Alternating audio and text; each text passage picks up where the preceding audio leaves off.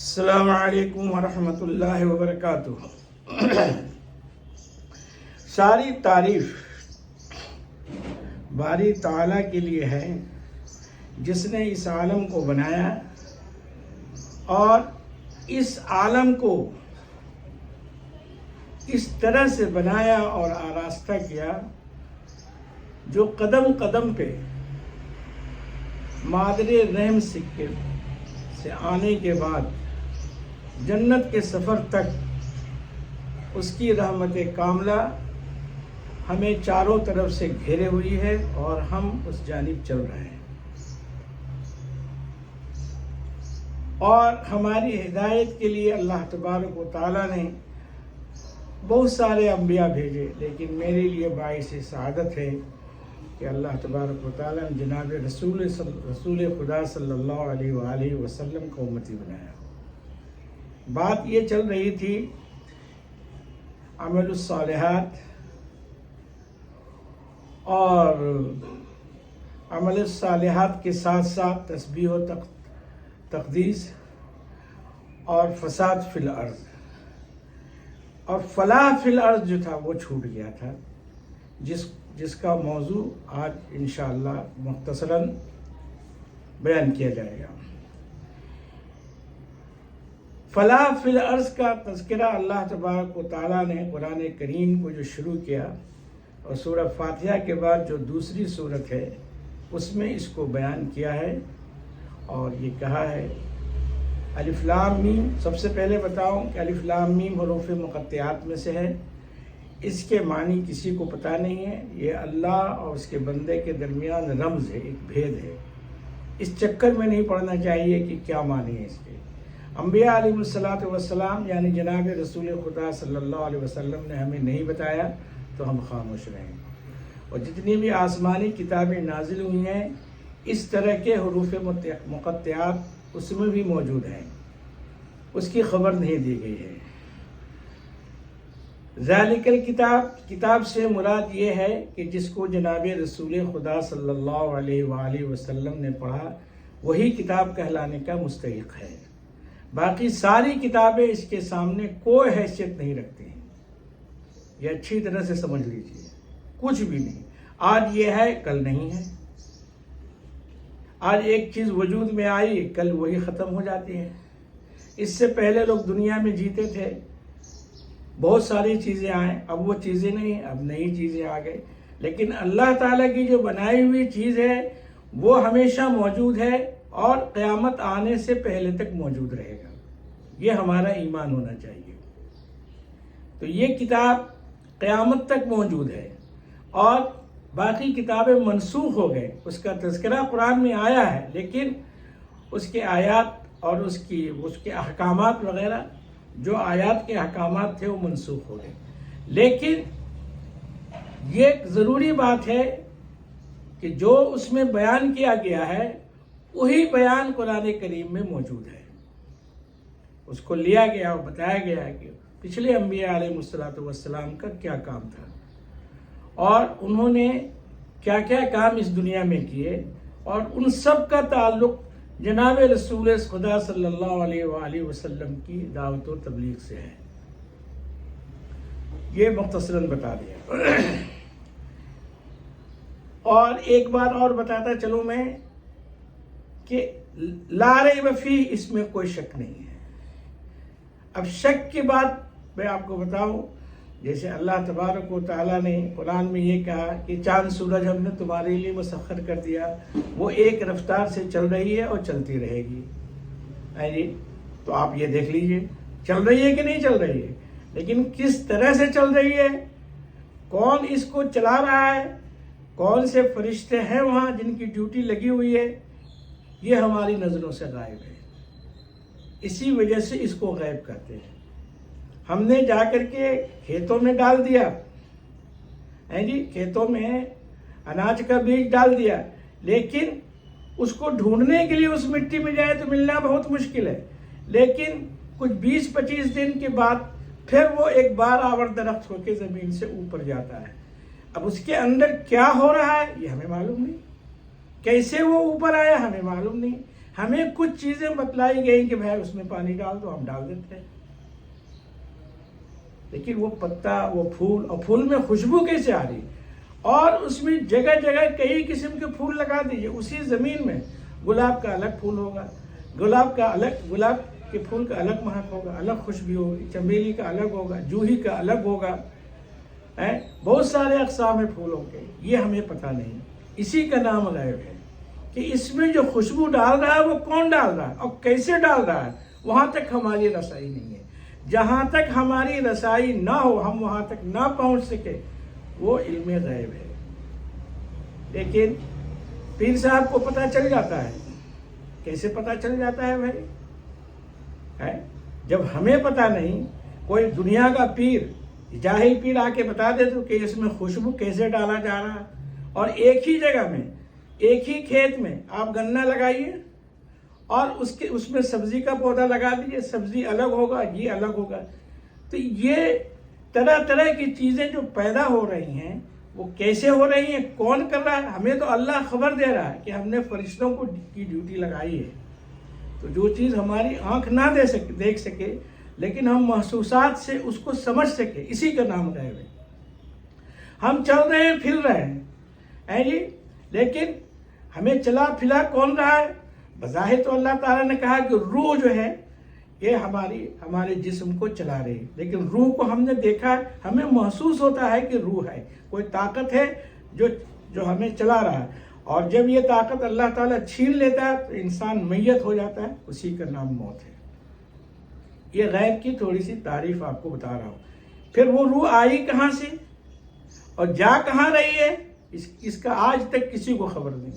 آدم علیہ السلام سے لے کے اب تک اتنے سائنٹسٹ آئے، یہاں تک کہ چاند تک جانے کا دعویٰ کیا، ستاروں تک کی تحقیق کی گئی ہے، لیکن کوئی یہ بتا دے کہ یہ سفر، حالانکہ قرآن یہ کہہ رہا ہے کہ عالم بالا میں، عالم ارواح میں روحیں جمع ہیں، آ رہی ہیں، جا رہی ہیں، لیکن کون لا رہا ہے، کون لے جا رہا ہے، آج تک کسی سائنٹسٹ نے بتایا ہے؟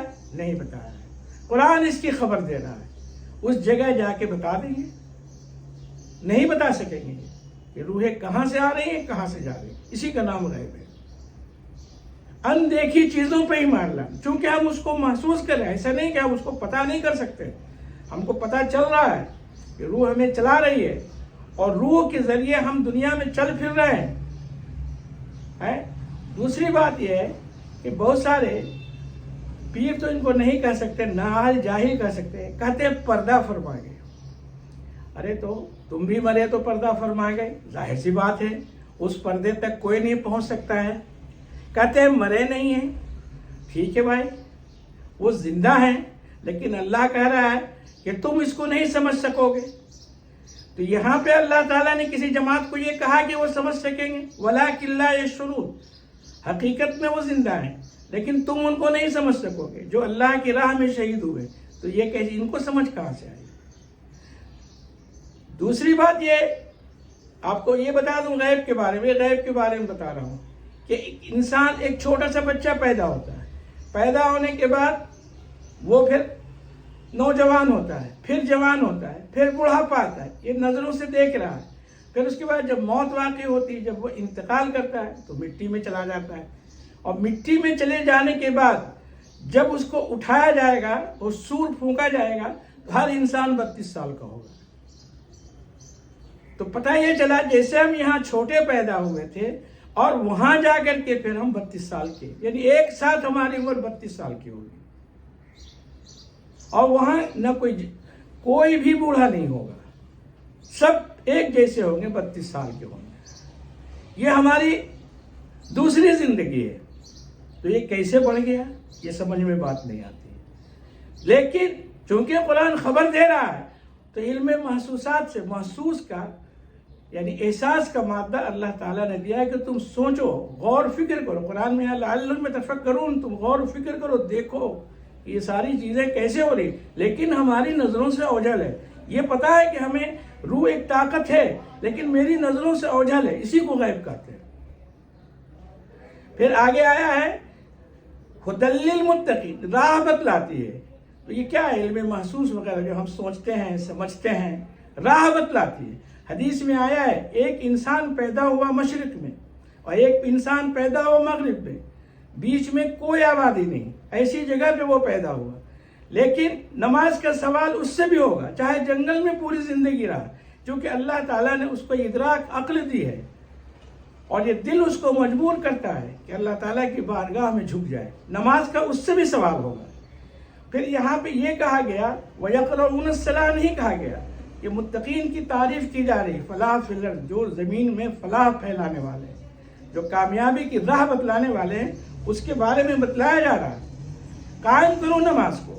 میرے بھائی، ہم جب کوئی دیوار کھڑی کرتے ہیں یا کوئی ٹاور بناتے ہیں یا کوئی روڈ بناتے ہیں تو کوشش یہ رہتی ہے کہ اس کی بنیاد مضبوط ہو، اگر وہ تھوڑا سا بھی کمزور ہو جائے تو اس دیوار یا اس روڈ یا اس بلڈنگ یا اس عمارت کے گرنے کا خطرہ ہوتا ہے۔ آئے دن اخبارات میں آئے رہتے ہیں کہ فلانا پل گر گیا، تحقیق کیا تو وہاں پہ ہوا انجینئر نے کوئی غلطی کی اس کی وجہ سے یہ گر گیا۔ تو قائم کرنے کا مطلب ہے کہ ہم اپنی نماز کی بنیاد کو کافی مضبوط کریں، متزلزل نہ ہو، نہیں تو خطرہ ہے گر جانے کا۔ پھر کہا اور یہ تو بدنی عبادت ہے، اور مما رزقناہم ينفقون، اور جو کچھ ہم نے ان کو رزق دیا ہے وہ کیا کرتے ہیں؟ خرچ کرنے والے لوگ ہوتے ہیں۔ یہ متقین کی تعریف ہو رہی ہے۔ تو یہ بات ہے میرے بھائی، اس بات کو اچھی طرح سمجھیے۔ اور دوسری بات یہ ہے کہ وَيُقِيمُونَ الصَّلَاةَ وَمِمَّا رَزَقْنَاهُمْ يُنْفِقُونَ، غیب کا مطلب ہوتا ہے چھپنے کے۔ تو انسان جب قبر میں چلا گیا تو ظاہر سی بات ہے وہ چھپ گیا، اس کا علم نہیں کہاں چھپا ہو اور کہاں جا رہا ہے وہ، وہاں تک ہماری رسائی نہیں۔ ہمیں تو جناب رسول خدا صلی اللہ علیہ وآلہ وسلم نے علم وحی کے ذریعے جو ہمیں خبر دیا اس کا علم ہے مجھے، لیکن وہ تصویر جو قبر سے شروع ہوتی ہے عالم برزخ تک، پھر عالم حشر تک، وہ تصویر ہماری نظروں سے غائب ہے۔ ہمیں جو زندگی دی گئی ہے اور اس میں جو ہم دیکھ رہے ہیں اس کا علم ہے مجھے۔ تو جہاں تک علم وحی نے خبر دیا ہے اسی تک ہم پہنچنے کی کوشش کریں اور اس پہ عمل کرنے کی کوشش کریں، اور جو غیب کی بات ہے اس میں نہ پڑیں۔ اور یہ ایک جملہ جو کہا ہے کہ کیا کہتے ہیں کہ بھائی انتقال کر گئے، انتقل ینتقل و انتقالا، اس کے معنی ہوتے ہیں نقل مکانی، کہتے ہیں نا نقلیات، ٹرانسپورٹ، یعنی ایک جگہ سے دوسری جگہ چلا جانا۔ تو یہ تو ہو ہی رہا ہے، ولی بھی جا رہے ہیں، عام انسان بھی جا رہا ہے، گنہگار بھی جا رہا ہے، متقین کی جماعت بھی جا رہی ہے، سب جا رہی ہے۔ کہاں جا رہی ہے؟ شہید بھی جا رہے ہیں، لیکن اللہ نے کہا وَلَٰكِن لَا يَشْعُرُونَ، تم نہیں سمجھ سکتے، تم مشاہدہ نہیں کر سکتے اس کا۔ تو اس لیے جتنا ہمیں انبیاء علیہ السلام نے خبر دیا اور جتنا رسول خدا صلی اللہ علیہ وسلم نے خبر دیا ہم وہیں تک مانیں۔ اس کے آگے اب یہ دماغ کریں گے، زیادہ دوڑائیں گے تو ہم گمراہ ہو جائیں گے، راستے سے بھٹک جائیں گے، ہم وہاں تک نہیں پہنچ سکتے ہیں۔ اور مما رزقناہم ينفقون والذین یؤمنون بما انزل الیک وما انزل من قبلک وبالآخرۃ هم یوقنون، اور متقین کی پہچان یہ ہے کہ وہ ایمان لاتے ہیں۔ جو کچھ نازل کیا گیا جناب رسول خدا صلی اللہ علیہ وسلم کی پہ جو نازل کیا گیا، یعنی کتابیں جو نازل ہوئی ہیں اس پہ وہ کیا رکھتے ہیں؟ ایمان لاتے ہیں۔ یعنی اس قرآن کریم میں بھی اور اس سے پہلے جو کتابیں نازل ہوئی ہیں اس پر بھی وہ ایمان رکھتے ہیں۔ پھر آپ کو بتاتا چلوں، اب ختم کرتا ہوں، ایمان کے ساتھ سکتے ہیں۔ آمنت باللہ، ایمان لایا میں اللہ پہ، وملائکتی، اور اس کے فرشتوں پہ، اور وکتبہ، اور اس کی کتابوں، جتنی بھی آسمانی کتابیں نازل ہوئی، والیوم الآخری، اور آخرت کے دن پہ، والقدر خیرہ وشرہ، اور اس بات پر کہ اچھا برا جو کچھ بھی ہمارے طرف ہو رہا ہے وہ من جانب اللہ ہو رہا ہے، اور موت کے بعد اٹھائے جانے پہ۔ اس سات میں سے ایک پر بھی اگر ہم ایمان نہیں رکھیں گے تو ایمان سے ہم خارج ہو جائیں گے۔ اب رہی یہ بات، آمنت باللہ و ملائکتہ و کتبہ، ایمان لایا میں نے اللہ پر اور اس کے فرشتوں پر۔ ظاہر سی بات ہے اللہ تو کوئی کام کرتا نہیں ہے، جیسے ہم کام کرتے ہیں اللہ تھوڑی کرتا ہے، ہم کھاتے ہیں اللہ تھوڑی کھاتا ہے، ہم کوکنگ کرتے ہیں، اللہ تھوڑی کوکنگ کرتے ہیں، نہیں کرتا ہے.